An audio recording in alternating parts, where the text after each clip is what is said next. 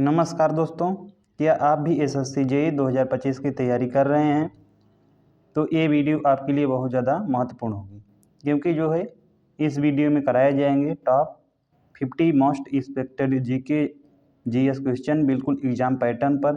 क्योंकि हम जानते हैं कि एसएससी जेईई बिना जीके जीएस को निकाला नहीं जा सकता, क्योंकि उसमें जो है 50 क्वेश्चन आते ही आते हैं।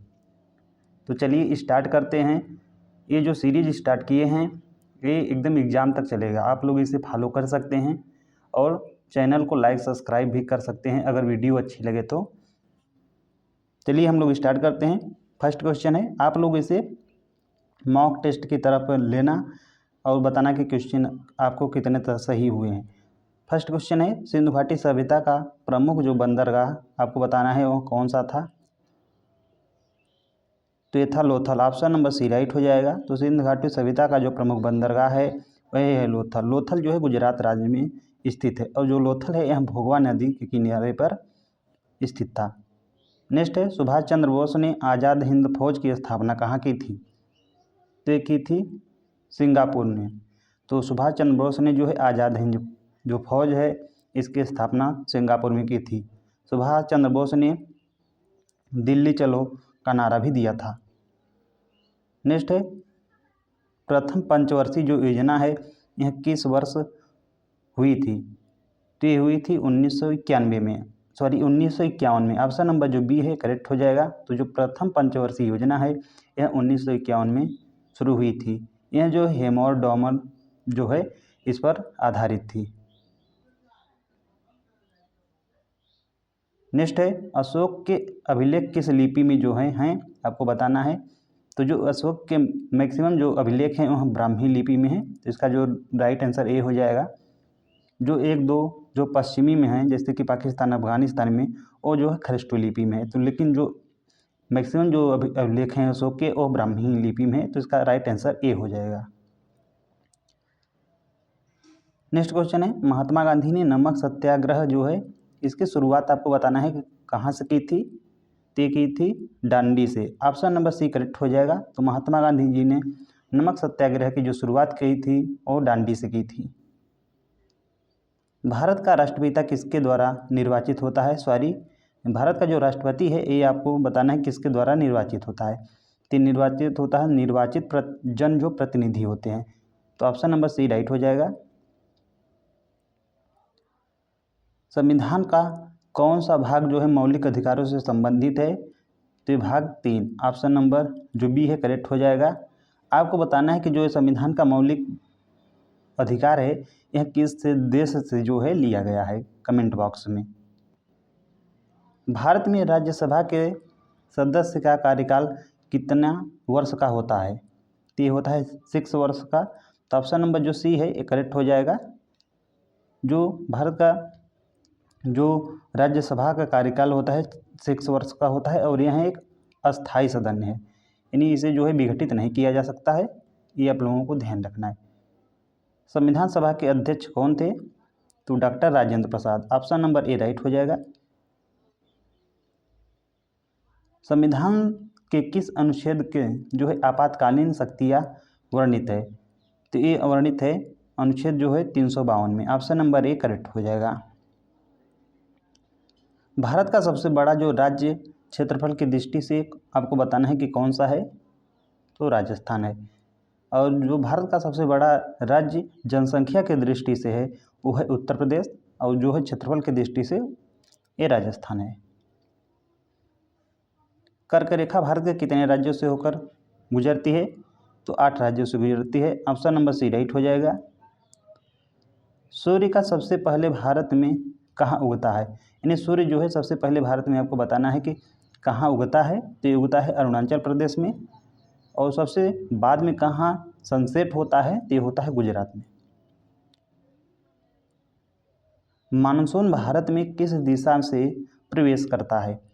ये करता है दक्षिण पश्चिम दिशा से। ऑप्शन नंबर बी राइट हो जाएगा। तो जो मानसून है भारत में दक्षिण पश्चिम दिशा से प्रवेश करता है। सतलुज नदी भारत में कहाँ प्रवेश करती है? तो जो सतलुज नदी है यह जो है भारत में हिमाचल प्रदेश राज्य से प्रवेश करती है। तो ऑप्शन नंबर सी राइट हो जाएगा। नेक्स्ट क्वेश्चन है, भारत में मुद्रा जारी करने का कार्य कौन करता है? तो ये करता है भारतीय रिजर्व बैंक ऑफ इंडिया। तो ऑप्शन नंबर डी राइट हो जाएगा।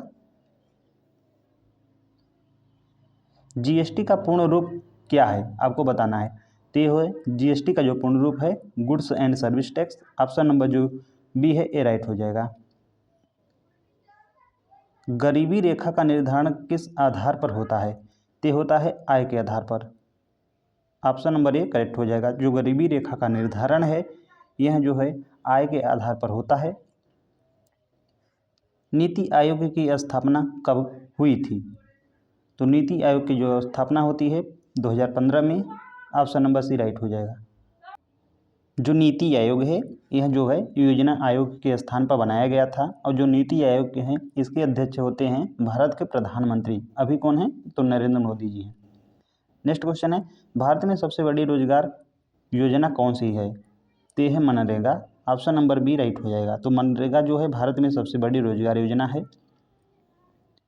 ओजोन परत में क्षरण का मुख्य कारण क्या है आपको बताना है।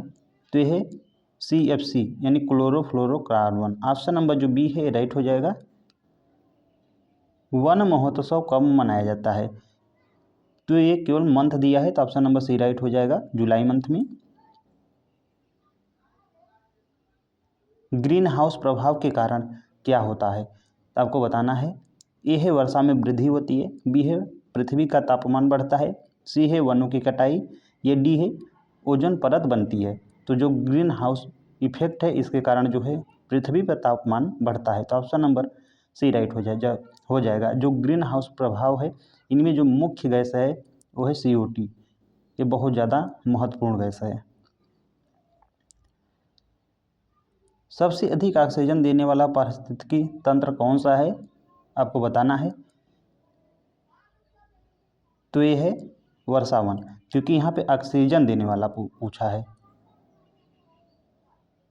सबसे अधिक कार्बन डाइऑक्साइड उत्सर्जन किसके द्वारा होता है? यह है ज्वालामुखी के द्वारा, बी है मनुष्य की श्वसन क्रिया के द्वारा, सी है वाहन और उद्योग के द्वारा, डी है महासागर के द्वारा। तो जो सबसे अधिक कार्बन डाइऑक्साइड उत्सर्जन होता है ये होता है वाहन तथा उद्योग के द्वारा। तो ऑप्शन नंबर सी करेक्ट हो जाएगा। बायोडिग्रेडेबल कचरे का उदाहरण क्या है? प्लास्टिक की बोतल, बी है ग्लास का टुकड़ा, या सी केले का छिलका, या डी है एल्युमिनियम। तो बायोडिग्रेडेबल वो मटेरियल होते हैं जो नष्ट हो जाते हैं, बहुत जल्दी डिकम्पोज हो जाते हैं। तो ऑप्शन नंबर सी राइट हो जाएगा, केले का छिलका। पारिस्थितिकी तंत्र इकोसिस्टम का मूल जो घटक है वह कौन सा है?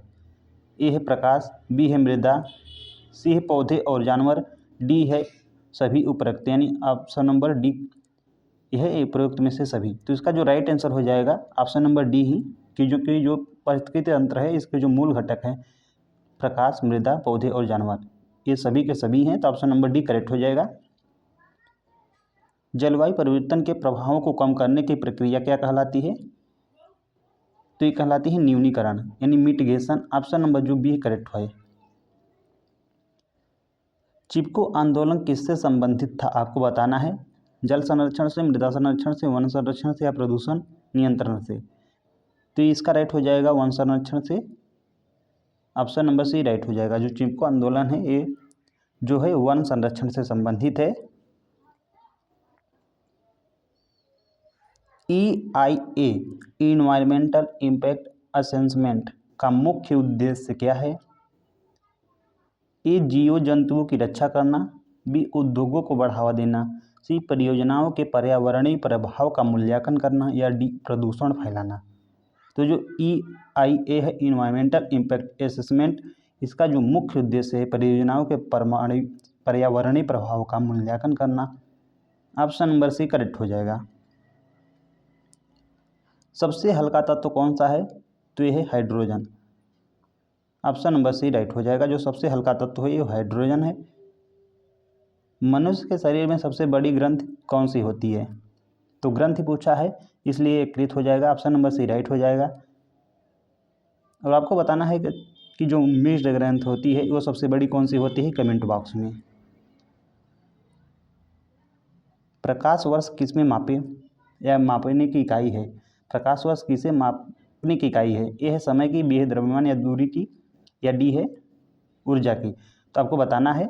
तो इसका राइट हो जाएगा, प्रकाश वर्ष पूछा है तो यह है दूरी की मापन। ऑप्शन नंबर जो सी है करेक्ट हो जाएगा।